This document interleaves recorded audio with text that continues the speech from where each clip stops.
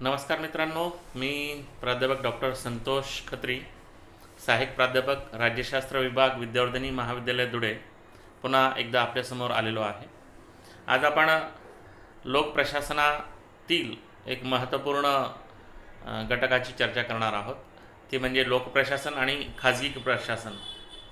लोकप्रशासन आणि खाजगी प्रशासन अभ्यासण्यापूर्वी आपण या अगोदर लोकप्रशासनाचा अर्थ, लोकप्रशासनाची व्याप्ती आणि लोकप्रशासनाचं स्वरूप समजून घेण्याचा प्रयत्न केला. आज आपण लोकप्रशासन आणि खाजगी प्रशासन हे समजून घेण्याचा प्रयत्न करणार आहोत. कारण प्रशासनाचे सामान्यतः दोन प्रकार पडतात, एक लोकप्रशासन आणि दुसरा खाजगी प्रशासन. लोकप्रशासनाचा संबंध सरकारी किंवा शासन संस्थेच्या प्रशासनाशी येतो. शासन संस्थेची उद्दिष्ट पूर्ण करण्याचे कार्य हे लोकप्रशासन करीत असते. तर त्याचबरोबर त्याच अनुषंगाने एक दुसरा प्रकारही प्रशासनाचा पडतो, तो म्हणजे खाजगी प्रशासन. आणि या खाजगी प्रशासनाचा संबंध उद्योगधंदे किंवा कॉर्पोरेट जगाशी येतो. आणि या खाजगी प्रशासनाला अशासकीय किंवा उद्योग प्रशासन असेही म्हटले जाते, कारण या प्रशासनाचा संबंध पूर्णतः उद्योगधंद्यांशी आणि कॉर्पोरेट सेक्टरमध्ये ज्या वेगवेगळ्या कंपनीज आहेत त्या कंपनीशी याचा संबंध येतो. त्यामुळे याला अशासकीय किंवा उद्योग प्रशासन असं म्हटलं जातं. या लोकप्रशासन आणि खाजगी प्रशासनाच्या संदर्भात विचार केला तर विचारवंतांमध्ये, लोकप्रशासनाच्या विचारवंतांमध्ये किंवा प्रशासनाच्या विचारवंतांमध्ये दोन भाग पडतात. एक भाग पडतो की लोकप्रशासन आणि खाजगी प्रशासन याच्यामध्ये कुठल्याही प्रकारचा भेद नाही असे मानणारे काही विचारवंत आहेत. तर काही विचारवंत म्हणतात की लोकप्रशासन आणि खाजगी प्रशासनामध्ये भेद आहे, फरक आहे. आणि त्या अनुषंगाने हेनरी फेऑल, ओरविक, पार्कर, फॉलेट इत्यादी जे विचारवंत आहेत, हे विचारवंत लोकप्रशासन आणि खाजगी प्रशासन असा कुठलाही भेदभाव किंवा फरक करत नाही किंवा तसा प्रकारचा कुठलाही भेद मानत नाही. तर पॉल ॲपलबी, हॉर्बर्ट सायमन, जेसिया स्टॅप, पीटर ड्रकर इत्यादी जे विचारवंत आहेत, हे विचारवंत लोकप्रशासन आणि खाजगी प्रशासन याच्यामध्ये फरक किंवा भेद मानतात. या दोघं प्रशासनांमधील महत्त्वपूर्ण फरक ते समजावून सांगण्याचा प्रयत्न करतात. आणि याच्यामध्ये अग्रणीय जो नाव आहे, ज्यांनी सर्वप्रथम लोकप्रशासन आणि खाजगी प्रशासन याच्यामधील भेद सांगण्याचा प्रयत्न केला, ते आहेत पॉल ॲपलबी. म्हणून सर्वात अगोदर आपण पॉल ॲपलबी याचं नाव लोकप्रशासन आणि खाजगी प्रशासनाच्या भेदामध्ये जे भेद मांडणारे आहेत त्याच्यामध्ये करतो. लोकप्रशासन आणि खाजगी प्रशासन यातील प्रशासन हा समान शब्द काढल्यास कॉमन जो शब्द आहे दोघं प्रशासनामधील, तो कॉमन शब्द आहे प्रशासन. म्हणजे दोघं खाजगी आणि लोक या दोघांमधील कॉमन वर्ड आहे प्रशासन. आणि या प्रशासनाला जर आपण बाजूला केल्यास किंवा त्या शब्द आपण जर काढला तर आपल्याला दिसून येईल की लोक आणि खाजगी हा एक भिन्न अर्थाचे शब्द तिथे उरतात. आणि या भिन्न शब्दाच्या अर्थावरून आपल्याला लक्षात येईल की या दोन्ही प्रशासनांमध्ये काय आहे, फरक आहे किंवा भेद आहे. त्यामुळे या लोकप्रशासना आणि खाजगी प्रशासन यातील नेमकं फरक काय आहे, नेमकं भेद काय आहे, ते समजून घेण्याचा आपण प्रयत्न करूया.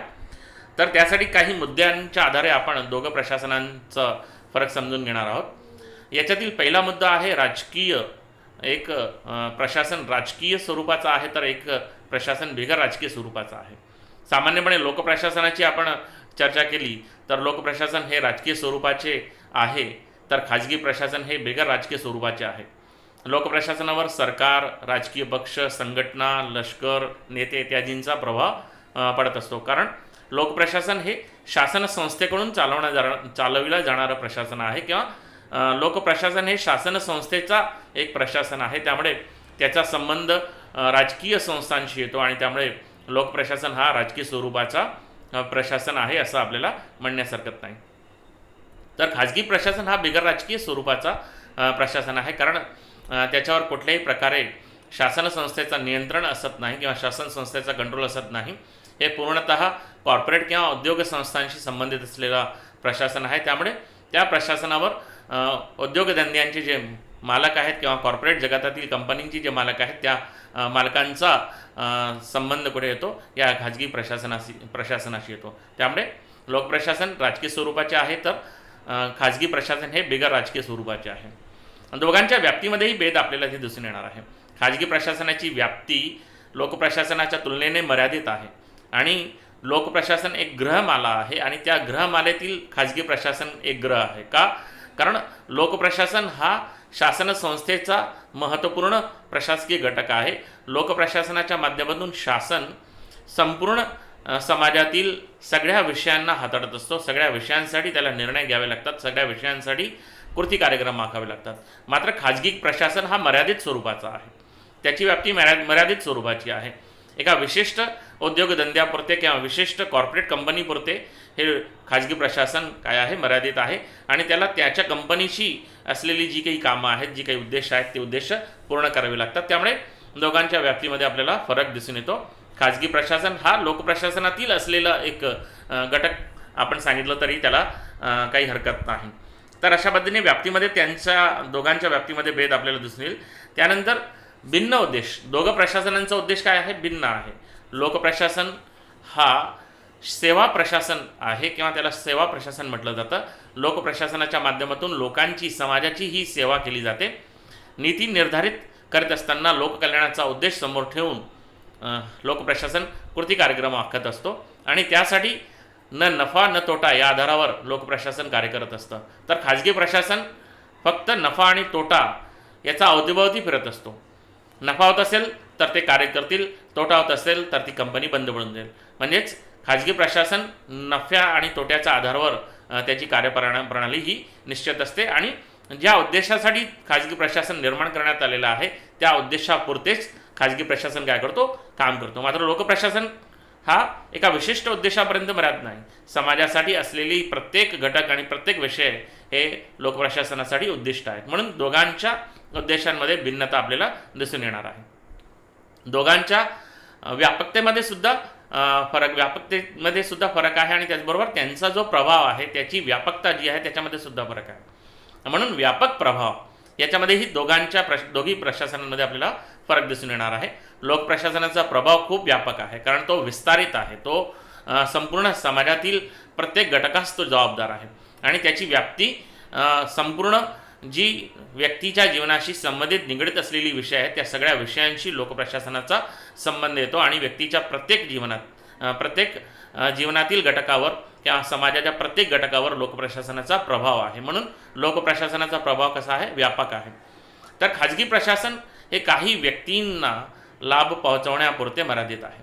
लोकप्रशासन संपूर्ण समाजाला लाभ प्रदान करत असतो, संपूर्ण समाजाच्या जनकल्याणासाठी तो कार्य करत असतो. म्हणून त्याचा व्यापक प्रभाव आपल्याला दिसून येईल. मात्र खाजगी प्रशासन विशिष्ट उद्देशापुरतं आणि विशिष्ट व्यक्तींच्या लाभासाठी निरंतर कार्यरत असतो. तो त्याच्या उद्योग मालकाच्या नफ्यासाठी काम करत असतो. त्या उद्योगमध्ये असलेले जे काही व्यक्ती आहेत त्या व्यक्तींच्या लाभापुरते हे खाजगी प्रशासन काय आहे, मर्यादित आहे. तर दुसरा एक फरक याच्यामध्ये आहे लोकप्रशासन आणि खाजगी प्रशासनामधील. तर एक नोकरशाहीवर तर दुसरे व्यावसायिक स्वरूपाचे आहे. लोकप्रशासन हे नोकरशाहीवर आधारित आहे. लोकप्रशासन नोकरांशिवाय चालू शकत नाही. तर लोकप्रशासन हे नोकरशाहीवर आधारित आहे व त्यातील भरती जी होत असते त्याच्यावर राजकीय प्रभाव पडत असतो किंवा अनेक घटकांचा त्याच्यावर प्रभाव पडत असतो. जो खाजगी प्रशासन आहे तोही नोकरांवर आधारित आहे, मात्र नोकरशाहीवर आधारित नाही. कारण एकदा लोकप्रशासनामध्ये आपण भरती झालो की आपल्याला रिटायरमेंटपर्यंत कोणीही हात लावू शकत नाही अशी भावना तिथे निर्माण होते. आणि नोकरशाही ही जी आहे याच्यावर डायरेक्ट इनडायरेक्टली राजकीय नेत्यांचा, पुढाऱ्यांचा, दबाव गटांचा प्रभाव निरंतर होत असतो. त्यामुळे राजकीय प्रभावातून लोकप्रशासन सुटू शकत नाही आणि नोकरशाही एक आपल्याला व्यवस्था लोकप्रशासन अंतर्गत दिसून येते. खाजगी प्रशासनामध्ये सुद्धा नोकरशाही आहे, मात्र ज्या प्रकारची नोकरशाही लोकप्रशासनामध्ये आहे त्या प्रकारची नोकरशाही आपल्याला खाजगी प्रशासनामध्ये दिसून येत नाही. कारण खाजगी प्रशासनाचा जो नोकरशाहीचं स्वरूप आहे तो व्यावसायिक आहे. म्हणजे खाजगी प्रशासनामध्ये नोकर जी वर्ग असतात त्यांनी जर आपली उपयुक्तता दाखवली, आपली उपयोगिता दाखवली आणि आपली व्यावसायिकता दाखवली तर त्याला मोठ्या प्रमाणावर पगार देऊन अनेक कंपनीज त्याला हायर करतील. मात्र जर एखादा नोकर किंवा नोकरशाहीतील नोकर वर्ग जर व्यवस्थित प्रमाणात काम करणार नाही किंवा व्यवस्थित पद्धतीने काम करणार नाही, तो उपयोगी जर एखाद्या कंपनीला पडणार नाही तर त्या प्रशासनातून त्याला काढलं जाईल. म्हणून खाजगी प्रशासनामध्ये काय आहे, खाजगी प्रशासनाचं स्वरूप व्यावसायिक स्वरूपाचं आहे, कमर्शियल स्वरूपाचं आहे, प्रोफेशनल स्वरूपाचं आहे. मात्र लोकप्रशासनामध्ये तशी व्यवस्था आपल्याला दिसून येत नाही. यानंतर दोघा प्रशासनाच्या कायद्याच्या चौकटीमध्ये फरक आहे. कायद्याच्या चाकोरीबाहेर जाणारे निर्णय लोकप्रशासनातील कर्मचाऱ्यांना घेता येत नाही. कायद्याच्या चौकटीच्या आतच त्यांना राहून निर्णय घ्यावे लागतात. मग कितीही जवळचा व्यक्ती असेल किंवा कितीही लांबचा व्यक्ती असेल, त्याला कायद्याच्या आतच काम करावं लागतं. मात्र खाजगी प्रशासनात तसे नियम किंवा कार्यप्रणाली नाही. खाजगी प्रशासनातील जे नियम आणि कार्यप्रणाली आहे ते लाभाशी नफ्याशी संबंधित आहे. एखादी वस्तू खरेदी करण्याच्या संदर्भात दोन्ही प्रशासनांमधील प्रक्रियेत अंतर आहे.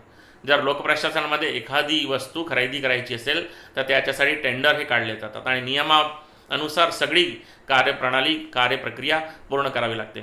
मात्र खाजगी प्रशासनामध्ये तसं नाही. मालकाने म्हटलं ही वस्तू खरेदी करायची आहे, मग त्याचा किती रेट असेल, काही रेट असेल, ते खाजगी प्रशासनामध्ये खरेदी केले जातं. आणि म्हणून कायद्याची चौकट दोघांसाठी भिन्न आहे. लोकप्रशासनामध्ये कायद्याच्या चौकटीला अत्यंत महत्त्वपूर्ण स्थान आहे. नियमांच्या बाहेर, कायद्याच्या चाकोरीबाहेर कोणीही कर्मचारी वर्ग जाऊ शकत नाही. मात्र खाजगी प्रशासनामध्ये मालकाच्या म्हणण्यानुसार सगळी कामंही केली जातात. उत्तरदायित्वामध्ये सुद्धा फरक आहे. जबाबदारी आणि उत्तरदायित्व याच्यामध्ये सुद्धा दोन्ही प्रशासनामध्ये आपल्याला फरक दिसून येतो. लोकप्रशासनाच्या कार्याचा संबंध सामान्यपणे जनतेशी येतो. त्यामुळे लोकप्रशासन जनतेला उत्तरदायी आहे, समाजाला उत्तरदायी आहे. कारण एखादा कार्य जर लोकप्रशासनाकडून व्यवस्थितरित्या जर झाला नाही तर जनता लोकप्रशासनावरला दारेवर धरते आणि लोकप्रशासनाला जबाब विचारते. मात्र खाजगी प्रशासन हे पूर्णतः कोणाशी बांधील आहे, त्यांच्या मालकवर्गाशी बांधील आहे. त्याला जनतेशी काही घेणं देणं नाही. जनतेचे काम जरी झाले नाही, मालकाला जरी आपण नफा पोचवला तरीही तिथे खाजगी प्रशासन सफल होतो. म्हणजे खाजगी प्रशासनाची बांधिलकी कोणाशी आहे, मालकाशी आहे. मालकाने जी आदेश केले ते खाजगी प्रशासनातील कर्मचाऱ्यांना पूर्ण करावे लागतात. मात्र लोकप्रशासनामध्ये तसं नाही. लोकप्रशासनामध्ये निर्णय घेताना समाजाचा विचार केला जातो, निर्णय घेताना समाजाच्या जनकल्याणाचा विचार केला जातो, निर्णय घेताना सामाजिक सुरक्षेचा विचार केला जातो. मात्र खाजगी प्रशासनामध्ये जी बांधिलकी आहे, जे उत्तरदायित्व आहे ते फक्त मालकवर्गाशी आहे. मालकाला कसा नफा मिळणार आहे, मालकाला कशा पद्धतीने आपण खुश करणार आहोत, याच्या आधारावर खाजगी प्रशासन हा निरंतर कार्य करत असतो. तर दुसरीकडे सेवा शाश्वतीमध्ये सुद्धा फरक आहे. गॅरंटी ऑफ सर्व्हिस हे एक महत्त्वपूर्ण फरक दोघं प्रशासन व्यवस्थेमध्ये आपल्याला दिसून येतो.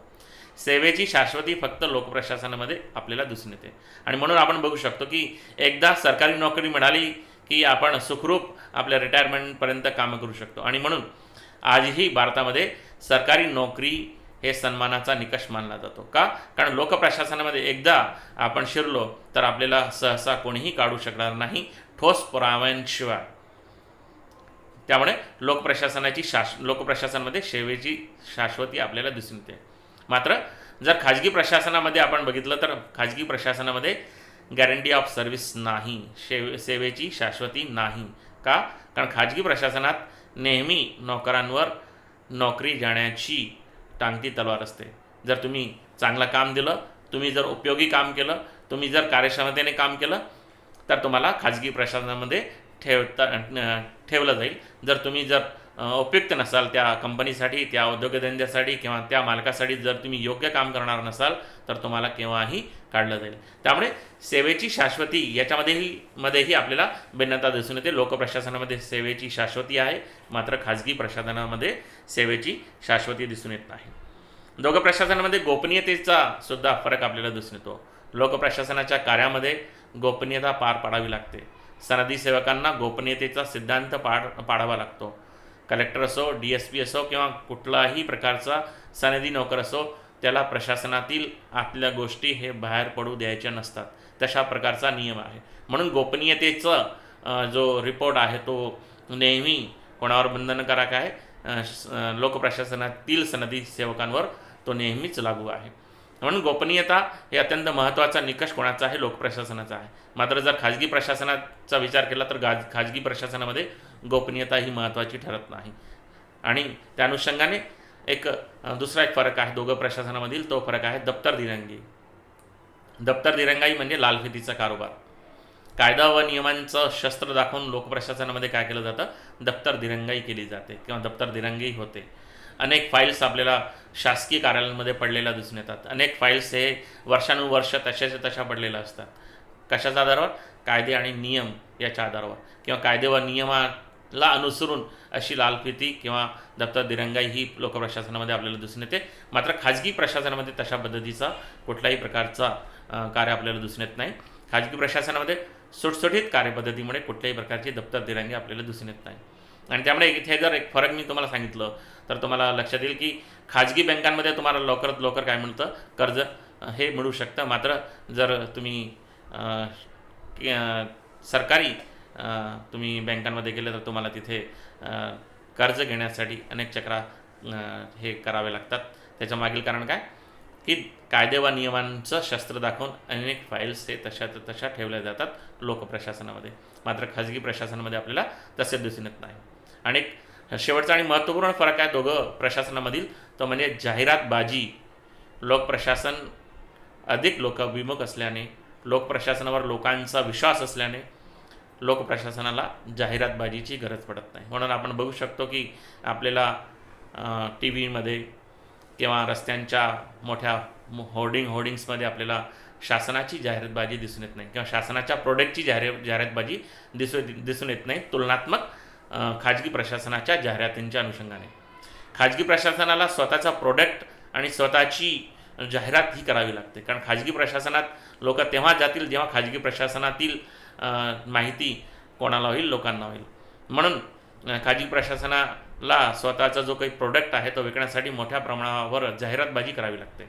आणि तुम्ही बघू शकतात म्हणून काही बँकांचे तुम्हाला फोन येतात की तुम्हाला पर्सनल लोन हवं आहे का, म्हणजे तुम्हाला HDFC असेल, ॲक्सिस बँक असेल किंवा हे जे काही प्रायव्हेट बँक्स आहेत त्या प्रायव्हेट बँक्सचं तुम्हाला निरंतर कॉल येतो, फोन येतो की तुम्हाला पर्सनल लोन हवं आहे का. मात्र कधीही तुम्हाला सरकारी बँकांमधून तुम्हाला फोन कधीच येणार नाही की तुम्हाला लोन हवं आहे का. हेच फरक आहे जाहिरातबाजीचा. कारण लोकप्रशासनाच्या संदर्भात असलेल्या जे काही संस्था आहेत त्या संस्थांमध्ये लोकांचा विश्वास आहे आणि लोकांचा विश्वास असल्यामुळे हे लोकप्रशासन लोकाभिमुख आहे, त्यामुळे त्यांना जाहिरातबाजीची गरज पडत नाही. मात्र खाजगी प्रशासनाला अधिकाधिक नफा मिळवण्यासाठी, अधिकाधिक स्वतःचा प्रोडक्टमधून त्यांना प्रॉफिट मिळवण्यासाठी लोकांपर्यंत जाणं आवश्यक आहे आणि लोकांपर्यंत जाण्यासाठी त्यांना काय करावं लागतं, जाहिरातबाजी करावी लागते. तर अशा पद्धतीने लोकप्रशासन आणि खाजगी प्रशासन या दोघांमध्ये आपण इथे फरक बघू शकतो. साधारणपणे 10 ते 12 आपण इथे फरक बघितलेले आहेत.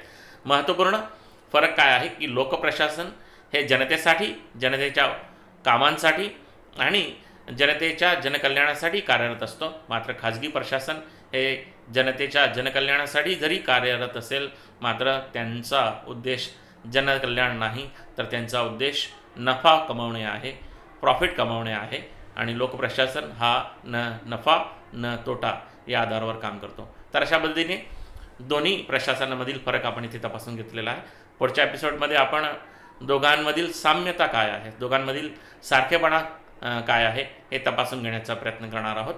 आपण माझा हा व्हिडिओ बघून घेतला त्यामुळे आपल्या सर्वांचा धन्यवाद.